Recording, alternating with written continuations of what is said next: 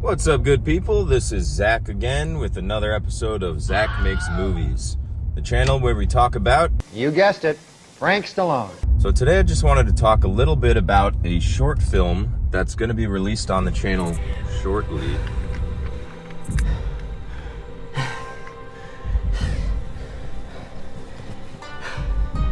Can you believe this shit?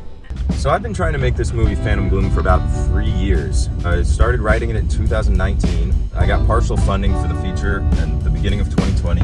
And then over the next couple of years, we dealt with COVID concerns, the potential ramifications of shooting during a pandemic. I was just really itching to get back on set. I wanted to shoot at least a section of the movie. And I thought that the one that would be most attainable was Crow's Creek, our western section. I'd already done a couple of scouting trips in Arizona. Saguaro National Forest is a really beautiful cactus reserve. I found another place down there called Organ Pipe National Monument, which is beautiful. It's down by the border, so you get a little bit of border patrol down there, which can be unnerving. But I'm white, so it was fine. I want to say we had about 2 months to prepare for this. I rented an Airbnb for the cast and crew. And by cast and crew, I mean 2 actors, myself, and my producer. David, a good friend of mine who ended up becoming a producer on the project. So David and I arrived in Arizona, I think it was April of 2022. I spent about 4 or 5 hours that night just mixing up different bloods. British Sunday Times is reporting that Belgian doctors have accidentally cloned a human being. The human being? You guessed it. Frank Stallone. So here's what we needed for the film. We needed 3 actors, 2 main actors for the dialogue section. Ransom Lindsay is the cowboy character, and then Juan Pablo is the farmer. And then we needed the mysterious woman in black. She was sort of the ghostly siren of the desert. So I built a prop set of wings for the woman in black. Then I had to find a horse ranch. Because, you know, when you're dealing with a small budget for a film that fits within a genre that's usually done on a larger scale, you want to be able to heighten your production value as much as possible. So I decided one thing that I really wanted to have in the film is a horse. Juan Pablo's character is supposed to have walked out into the desert, and he does so with this white horse, which I thought would be nice and biblical. So I went online and I just started looking for horse ranches in Arizona near to where we were going to be filming. And I found 2 or 3 options. I said that we were a low budget production. We were hoping to rent a horse for a few hours. We weren't gonna need to ride it. It would just be standing in the background of a shot. One of these horse ranches responded and said they'd be fine with that. We asked if we could come a couple hours early on the day. So we get to the horse ranch and there's nobody there. We pull up to the gate and it's closed. So I start calling the number that I had, no answer. Finally, someone shows up, lets us in. I start rushing through the process of trying to find the location we're gonna film. I found a sort of backup location, and then I went just hiking through their ranch to see if I can find a better location, because there were a lot of wires in the background. You had telephone poles and you had telephone pole wires that would be in the shot pretty much any angle that we filmed. And again, it's a period piece supposed to take place in the 1880s, so telephone pole wires, to my historical recollection, did not exist. I figured out a couple different angles that we could film that would sort of cheat it and you wouldn't be able to see the wires, but I still was hoping to find something a little bit easier. So I spent about 20 minutes looking for another location we could film. While I was doing that, I'm just getting stressed out and thinking, okay, we're losing time now. We could be shooting already. We had another location we were supposed to be filming at later that day. And then once we dumped the footage, we had to go over to the Saguaro National Cactus Forest and film our next section. Our woman in black, who was played by Marci Rodriguez, a talented young actress out of Arizona. I was primarily looking for actors that were in Arizona or even New Mexico that would be willing to drive in. So I started auditioning as many different people as Ransom as I could possibly find, and I was trying to narrow it down to the ones that were in the closest proximity. Unfortunately, the best audition that we got was from an actor named Russell Shealy out of South Carolina. Russell just had that extra element of realism that really worked for the project. Just gave a killer performance in the audition. And so I was trying to decide whether it was worth an additional $1,000 to fly in the actor who did the best in his audition. So that was a very tough call for me on our low budget. So we hired Russell, we flew him out, And then I ended up hiring another actor from LA who I also flew to Arizona. So we had these 2 actors fly in. We shot with Russell on his first or second day in before Jano André, who played Juan Pablo, showed up, another very talented actor.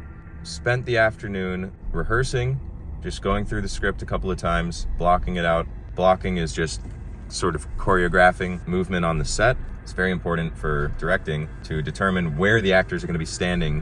When you write a script, you can have it in your mind of, okay, the cowboy walks over here, and then the farmer is standing by the horse. And you can kind of create this perfect location in your mind.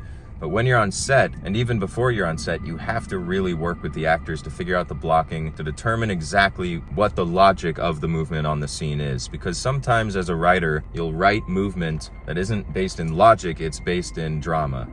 And while that can be good for the drama of the scene, it's not good for the drama of the scene if your actors are doing things that don't make any sense for their characters or for any characters. Blocking is very important. Spielberg is probably the best in the business in terms of blocking. He does a lot of it last minute. He'll just show up on the set. He doesn't do a lot of shot listing. He doesn't do a lot of storyboarding. He'll show up on the day or the night before on set and start to determine where the dolly tracks are going to go and where the cameras are going to be focused. Fuck out of here, Nick Hill. My composer is trying to call me. So unbelievably rude. No, he's a good guy. He's got a great channel as well. He's doing sort of the same thing I'm doing. He's totally ripping me off. Yeah, check out his YouTube channel as well. And also he has a booktuber channel called Shelf Esteem. So if you're into booktubers, definitely check out Nick Parker's channel. Shelf Esteem on YouTube now. Not now, watch my video, it's more important. And we'll get to Nick Hill a little bit later because he did the music for the project. We did our blocking, and then when we get on set and we had to work around the telephone poles, it became even more difficult to figure out the blocking. And it was things like the actor walking away from the horse and walking over to this hole, and then he's gonna walk back over here. And if he looks this way, then he'll be able to see the character that's supposed to be walking up behind him. But if he looks this way, then he won't be looking toward the camera because the camera can't be filming in that direction because of the telephone poles. So it's having to figure out a lot of those things last minute. It's one of the major challenges of filmmaking, but it's one of the things that kind of makes it an enjoyable process. It makes it fun because it is sort of fly by the seat of your pants. I've never really understood that expression, but what the fuck was I talking about? Oh yeah, so day of the shoot, we arrive on set, we run through it a couple of times. Matt is gonna be flying in to do a little bit of drone piloting while we're filming. So okay, let's get into this. There are 1 or 2 lessons that I will take away from each shoot. And that's how you really know it was a successful learning experience is you walk away going, this is what I could have done better. This is what I'll do next time. Never make the same mistake twice. Gus Fring. So what I learned on that shoot is when you don't have a ton of time to get all of the coverage you want, get the stuff you need, get your close-ups, get your mediums, get your tracking shots. But if you run out of time and you still have a couple creative shots left that you want to do, what I would recommend is something I did once on this set, but if I had done it even one more time, literally only would have taken 5 extra minutes. It would have given me infinitely more coverage to edit. So what it is something that I would call the roaming master. So in filmmaking, the master shot is sort of an establishing shot. It's the wide angle that you keep coming back to in your scene. When you have a long scene, it's sort of boring to have it in one angle. So I wasted probably 15 minutes using this same wide angle that was sort of hidden behind the trees. You'll see it used for maybe a minute max in this 15-minute short. So what I wish I had done more of is this roaming master. And what the roaming master is you just let the actors play out the scene, and I'm just walking around. It's exactly what it sounds like. I'm just roaming around. I'm getting all different kinds of angles. So during this part of the monologue, I'm in a close-up, and then I move over here, and I get a close-up of the other actor, and then I move back, and I get kind of a 2-shot, and then I circle around them, and maybe for a couple seconds, I see something in the background that I don't want, like those telephone poles. But it doesn't matter, because we just keep on moving. And you don't need every moment of that scene to be perfect for that take. You just want to get as much different coverage as possible that you can use. If I had done that 1 or 2 extra times, just letting the actors go through the entire scene and just roam around them and get all different kinds of angles, that would have made a world of difference, and it would have been probably an extra 10 minutes of my time. So huge lesson. I learned that and utilized it in the next shoot. But by the next shoot, I was already learning new lessons that I wish that I had already learned. Okay, well, here's a little one. Should have been obvious to me at the time. This was the first time that I worked with a horse. We had couple of hours, I don't remember what it was, maybe 2-3 hours to have this horse in the background. I got some stuff with the horse, but what was really important to me was to get the performance of the actors that I wanted. So I was off the angle of the horse. No. Anyway, so I had gotten some coverage of the horse, which was standing behind Jano, and I definitely wanted more. But more importantly, I wanted to get a really solid take of the opposite angle, which was Russell. I just kept getting take after take after take, and suddenly the horse ranchers come up and say, hey, we got to take the horse back in 10 minutes. And I thought, oh shit, I should have been focused on the horse while we had it. So anyway, so that was just a lesson in efficiency. If you have an actor, in this case it was a horse, who has a time that they need to be out, obviously you need to focus on getting those angles before it's too late. So I got enough coverage of the horse. I would have liked to have gotten more because of, you know, horse. But that was another thing that I left the set going, okay, I could have been a little more efficient about that. And, you know, you can prepare all you want. I was very prepared for the shoot. I'd been thinking about nothing else for about 2 or 3 months leading up to it. On the day is the only thing that matters, and everything changes on the day. You have to be prepared for all these different eventualities, but you do get better each time on set. And that's the thing is, you know, if you're a filmmaker and you're beginning your journey, let's say you're making some short films, and you're very excited to make your first short film, and you're on set and you're working with a bunch of talented people, you leave it thinking, damn, I could have done better. The important thing is to leave it knowing that you will do better next time. And then you do it. You do it again, and you do it again, and you do it again. If each time that you make a short film, you learn a lesson that you didn't learn the previous time, that's the most important thing. You just keep adapting, you keep improving, and you get better until one day you're 1/8 as good as me. First day of filming was just some action. It was like a 1.5 pages of action of Ransom walking across the desert. So we shot that before Jano got in town. The next morning, we went to the horse ranch and we shot for 5-6 hours there. Went home, dumped the footage. It was really a race to dump the footage in time to then get to our next location. We actually filmed 2 different scenes. That's another very tricky thing. So when you're filming and your scenes require specific daylight, so we needed to film 2 scenes in one afternoon.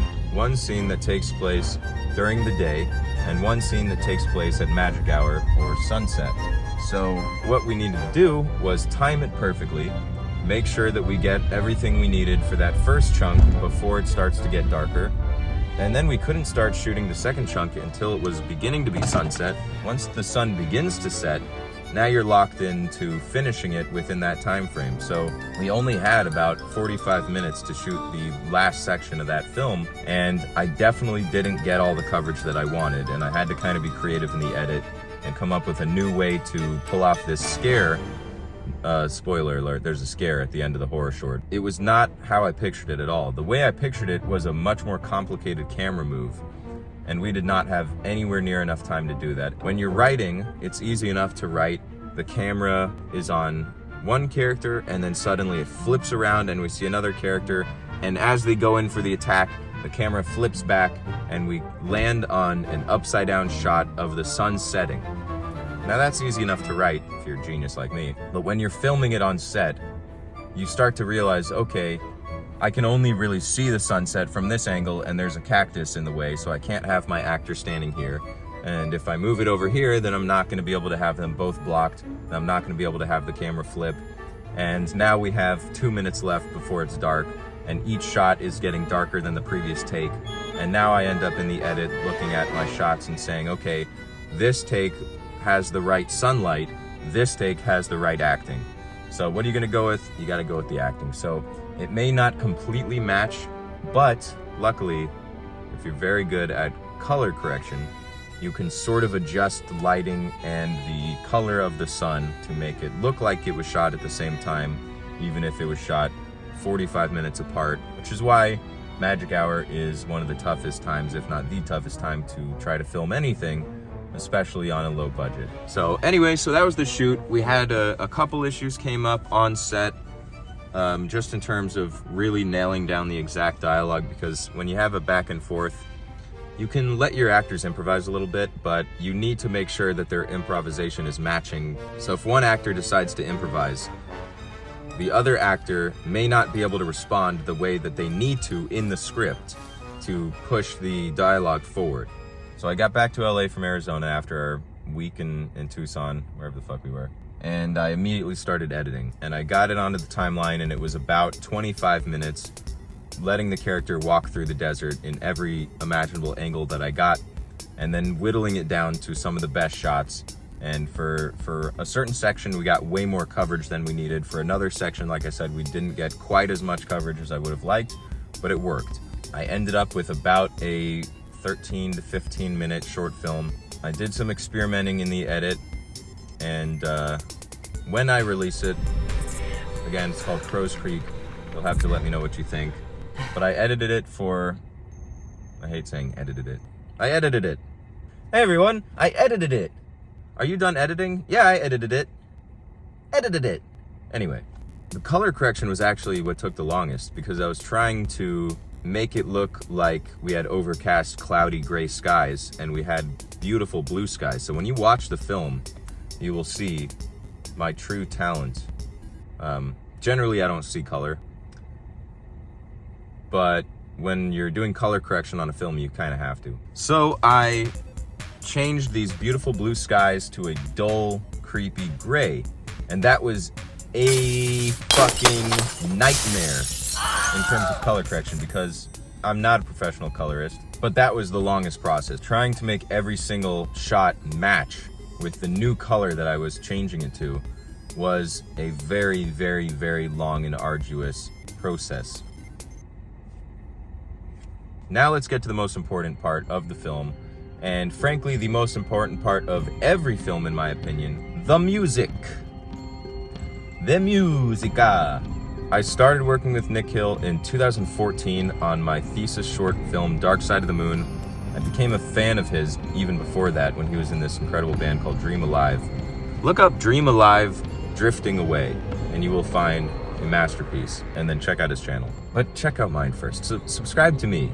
Don't subscribe to him if you're not subscribed to me. That would be infuriating. It's really fun working with a composer who really knows what he's doing. Nick Hill is so unbelievably talented, it makes me want to kill him. Because it's a horror western, we had multiple directions we could go in with the music. He wanted to go more on the horror side to set it apart from all different westerns. Because, yeah, if I'm gonna make a western, I don't want it to sound like every other western. I don't want it to just sound like, you know, Ennio Morricone.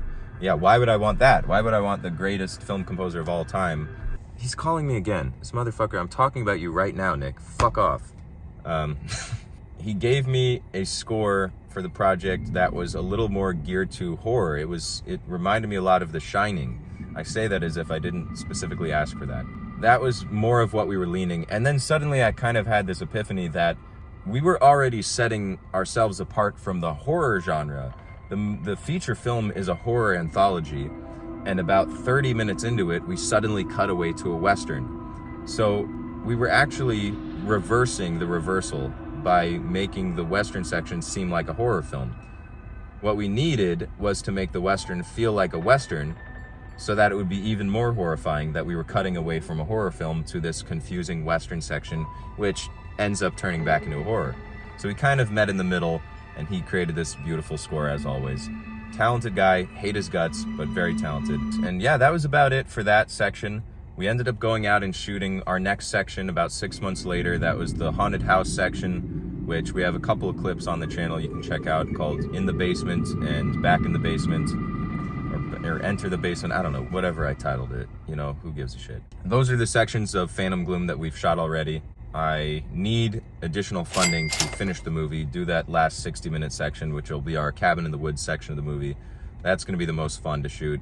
That's the most insane out there part of the anthology, and it is the core of the film.